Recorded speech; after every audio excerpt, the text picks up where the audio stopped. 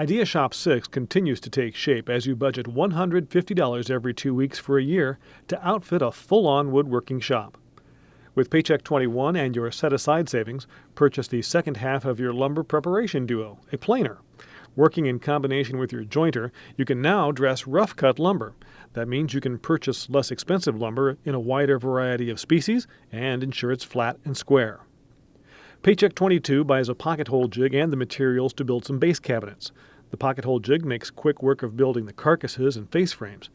Building cabinets will improve your confidence in the shop, create storage, and they can serve as the base for more work surfaces.